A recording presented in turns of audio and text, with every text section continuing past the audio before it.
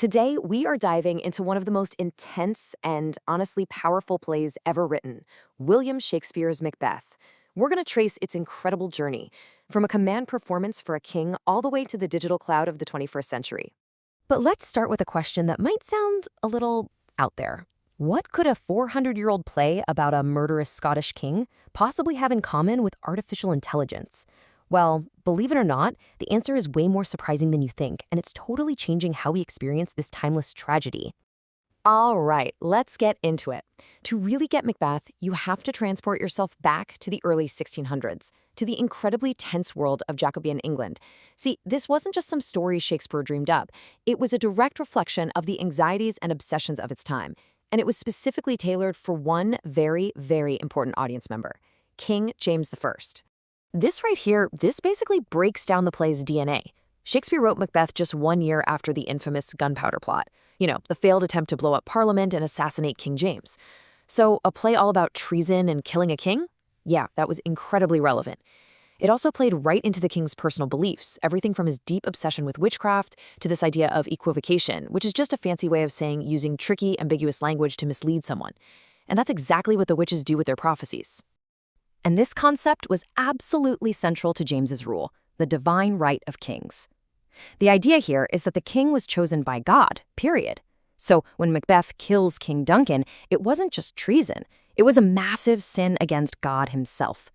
It was an act so terrible, people believed it would throw the entire natural world into chaos, which is exactly why the play describes crazy storms and even horses eating each other right after the murder. King James was so fixated on the supernatural that he actually wrote a whole book about it called Demonology. He literally described witchcraft as high treason against God, and this belief fueled witch hunts that led to thousands of deaths. So you see, this context is crucial. It explains why the three witches in the play aren't just some spooky fortune tellers. To the audience back then, they were terrifying agents of pure evil, designed specifically to tap into the king's deepest, darkest fears. Okay, so let's get to the heart of the story. Let's look at how all this history and fear builds into one of literature's most haunting tragedies, the psychological breakdown of a man who just wanted too much. The story itself follows this really clear, brutal path downward. Macbeth starts out as a brave, celebrated war hero, but then a supernatural prophecy plants this little seed of ambition in his mind. His wife, Lady Macbeth, pushes him relentlessly, and before you know it, he's murdered his way to the throne. His reign quickly turns into a paranoid tyranny built on a foundation of blood, which of course leads to his own violent end.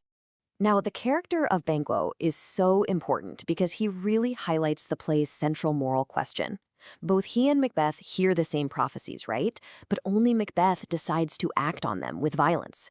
Banquo represents the other path, the one where ambition is held in check by morality. And here's a little fun fact for you. King James I actually claimed to be a direct descendant of the historical Banquo, so Shakespeare was pretty clever to make sure his king's ancestor was the moral hero of the story. This is Lady Macbeth's chilling advice to her husband. And wow, does it perfectly capture one of the play's biggest themes, appearance versus reality. The entire world of Macbeth is built on deception and double meanings.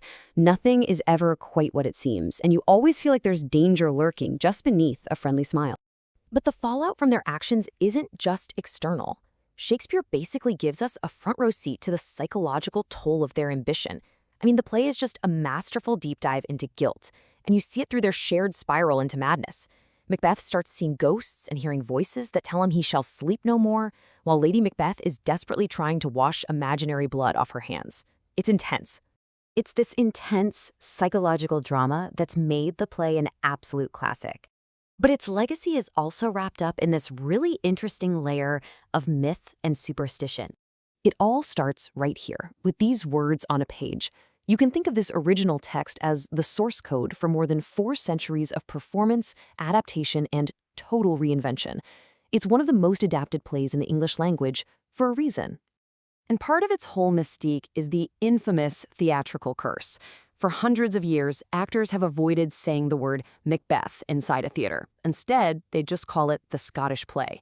There are all these legends of real accidents, injuries, and even deaths that have plagued productions, which only adds to its dark and powerful reputation. So how does this cursed 400-year-old classic find its place in the 21st century? This is where things get really, really cool. Let's take a look at how technology is making this play more accessible than it has ever been before. I mean, this is the big challenge for every teacher, right? The moment you say Shakespeare, a lot of students just mentally check out. So, how do you possibly break through that dense language and make the story's raw power actually connect with a new generation? Well, the answer, more and more, is technology. Just look at the variety of tools being used now. We're talking VR experiences where students can literally become one of the witches and cast spells.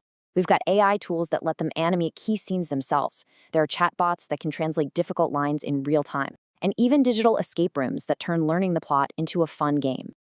And this isn't just some far-off theory. This is happening right now. In a high school in Georgia, a teacher had her students use AI to animate scenes from the play. The students completely took charge, acting as directors, and get this, they recast the Scottish nobles with avatars from their favorite video games, like Fortnite and Fallout. How cool is that? As learning technology professor Tori Trust points out, this is so much more than just a gimmick. This approach actually puts creative control right into the hands of the students. It forces them to make choices as a director, to think critically. It transforms them from just passive readers into active creators. And what's so important to understand is that tools like virtual reality are moving way beyond being just simple visual aids. Students can now walk the stage of a virtual globe theater or explore a misty Scottish castle. They can interact with the environment in a way that helps them actually feel the story, not just analyze it on a page. Near the end of the play, a completely broken, world-weary Macbeth delivers one of the most famous and bleakest speeches in all of literature. After all the murder and betrayal, he concludes that life is essentially meaningless, just a brief, chaotic story that in the end amounts to absolutely nothing. Which, believe it or not, brings us all the way back to our first question. Life may be a tale told by an idiot full of sound and fury, but what happens when that idiot has the power of AI?